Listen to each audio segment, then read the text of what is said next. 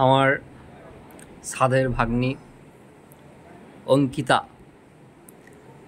তো আর কিছুক্ষণ পর মালা বদল হবে। কেমন লাগছে মানে এক্সপিরিয়েন্স? দারুণ দারুণ দারুণ। এই যে এত ভাষায় প্রকাশ করা যাবে না। এতক্ষণ ধরে যে সেজে বসে আছিস, না এটা একটু কষ্ট হচ্ছে, বাট কষ্টটা লাগছে না গায়ে। কত বছর প্রেম করছিস জামাইয়ের সঙ্গে? 7 বছর। 7 বছর? 7 বছর 2018 থেকে হিসাব করো। 2018 থেকে 2025? 2018 কত কোন মান্থ? পরিচয় ছিল জুন জুলাই থেকে, কিন্তু রিলেশনশিপ শুরু হয়েছে নভেম্বরের 14 তারিখ থেকে। 14 নভেম্বর? হ্যাঁ 14 নভেম্বর কি বলতো? Children's day. যাই হোক, কিন্তু সেদিন এবার ভাগ্যচক্রে সেই 14 তারিখেই নভেম্বরের 2024-এর 14 তারিখে আমরা প্রি ওয়েডিং করতে গেছিলাম।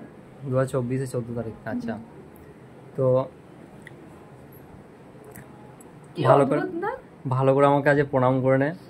আর প্রণাম নিতে পারবো না, কারণ আমার ভাগ্নি আর কিছুক্ষণের মধ্যে, কয়েক ঘন্টার মধ্যে ব্রাহ্মণ হয়ে যাবে।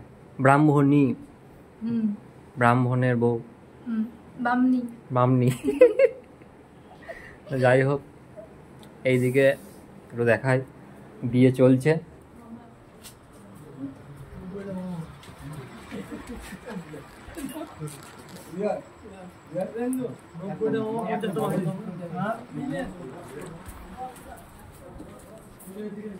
ওইদিকে বিয়ে চলছে। জামাই কিন্তু একদম মানে মনে হচ্ছে পুরো একদম প্রিপারেশন নিয়ে এসেছে বাড়ি থেকে। তো যাই হোক, নতুন জীবন শুরু করতে চলেছে। অনেক অনেক শুভেচ্ছা, কংগ্রাচুলেশন। ভালো করে জামাইয়ের সঙ্গে ঝগড়াঝাটি করে। আজকেও করেছি। আজ ঝগড়া করেছিস? আজকেও করেছি। ঘর সংসার করো, গাড়িতে আসার সময়। যাই হোক, ওটা থাকবে। এই ব্যাগটা কোথায় দিয়েছে? ব্যাগটা উপরে আমার রুমে। তো কেউ আছে? নেই, ও অনুষ্কা ছিল। তো না, অনুষ্কা বাঁধন ছিল, আমি দেখে খোলা আছে এটা। অঙ্কিতা একদিকে আমার ভাগ্নি, আবার একদিকে আমার বন্ধু। খুব মারপিট করতাম আমরা মামা ভাগ্নি মিলে। সেই দিনগুলো আজ খুব মনে পড়ছে। সেই অঙ্কিতার আজকে শুভ বিবাহ। আপনারা সবাই আশীর্বাদ করবেন আমার ভাগ্নি জামাইকে। আর কিছু বলবি? বললাম আনন্দ যেমন হচ্ছে যে মিশনটা সাকসেসফুল হতে চলেছে ফাইনালি। 7 বছর।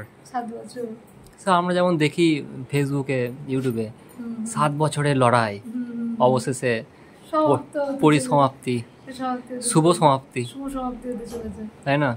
তো সেই হচ্ছে ব্যাপার। যাক, ঠিক আছে, আমরা তো কিছু করতে পারলাম না। যাই হোক, ভাগ্নি করেছে, ভালোই হয়েছে। খুব আনন্দ করলাম ভাগ্নির বিয়েতে।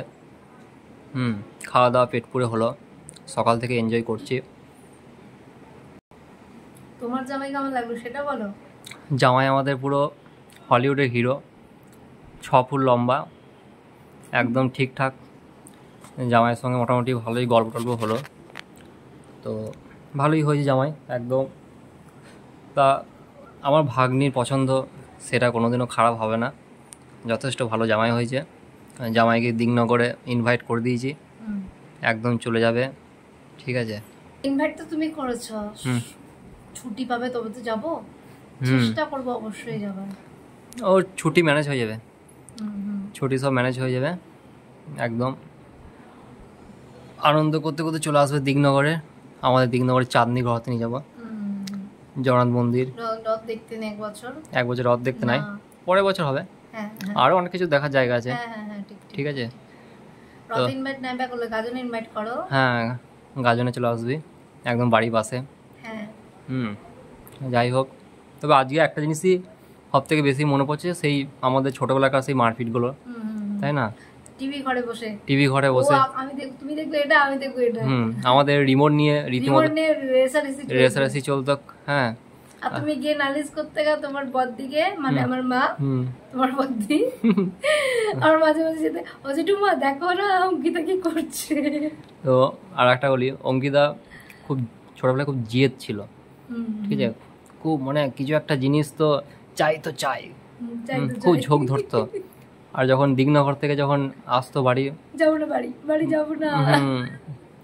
এখন দিগনগর যেতে চাই না, এখন অনেক কমে গেছে যাওয়া, তবে এরপরে যাবে, বিয়ের পর আবার যাবে। তো ভালো করে সংসার করো, ঝগড়াও করো জামাইয়ের সঙ্গে, আবার সংসারটাও ভালো করে করতে হবে।